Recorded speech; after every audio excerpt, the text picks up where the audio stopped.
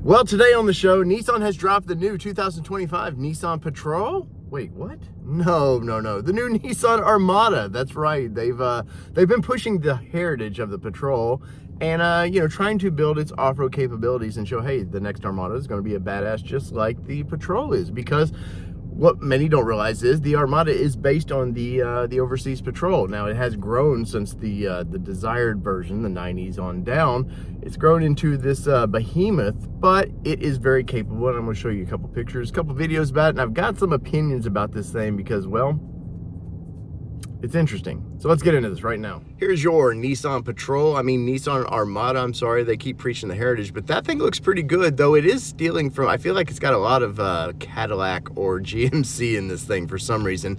Now, I know the audience you're going after, so I understand why they're doing that, but maybe it's a little too close to home? I don't know. That front end, other than that middle light in there, is pretty Cadillac-like. But the interior of this thing, they've really pushed this thing up. The Armada has been stepped up so much from the previous version, which it really needed. If it wanted to compete in this market, it needed to step up. And look at that interior, man, that big screen there, that thing is freaking fantastic. And I really like what they've done with this thing, other than the fact that the front end looks a lot like a Cadillac. Now, if you look at those seats, oh my gosh, those seats, those are going to be a major upgrade, but those seats are pretty radical, man. I love that. Now they're doing a Pro X4 version as well, which is new for the brand, and they're going to give us some off-road capability, rear locker, and some off-road features that hopefully, when you need to go adventure, hopefully it helps out on that. Now, this Pro 4X version, you can see the blacked out look. That is sharp, man.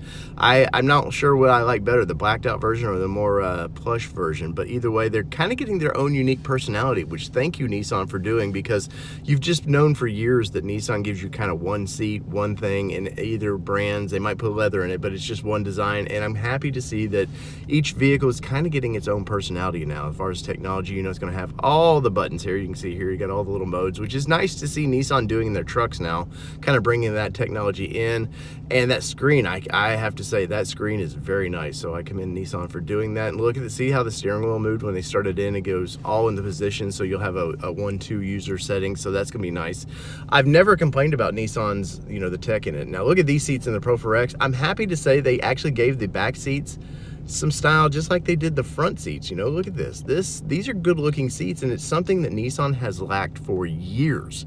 And this is kind of what I think kept people away from buying their product sometime, was the interiors were just very bland. Now, I still think Nissan needs to stop copying other brands. And I'm not saying the interior of this thing, but the exterior of this thing, please, you got to. It didn't work for the Titan, and it's not going to work out for this, because this is very older Cadillac look to me. And maybe there's an audience, maybe they've done their research and there's an older audience that likes that, and maybe they haven't. Maybe they're just throwing darts trying to hope something sticks. And once again, I don't dislike it. And of course, with the Pro 4X there, you see this I don't know what their deal is with this heritage of the hard body, the little lines there at the top of the grille. I'm not sure what's going on there, but the classier version here, I like that grille much better. I think that is sharp, and I like how the lights go across into the chrome of the hood there.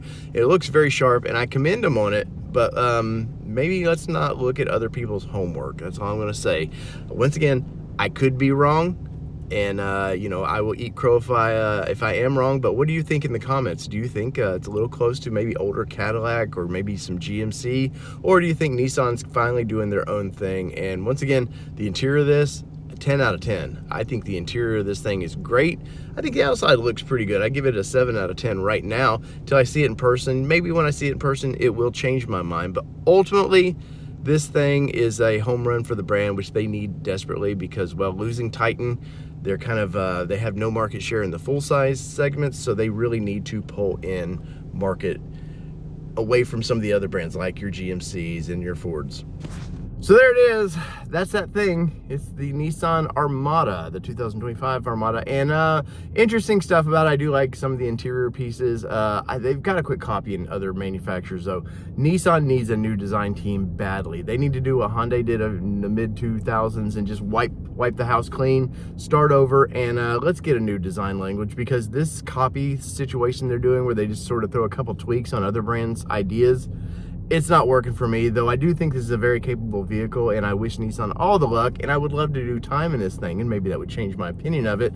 But as of right now, from what I'm seeing in pictures and photos, I don't know. So in the comments below, let me know what you think. So whether it be 2-wheel drive, 4-wheel drive, or this, it's pretty cool Armada that I will drive. It's been your All Terrain Nation. I'm your host, David Boyd, and we're out. Peace, everybody. Love y'all.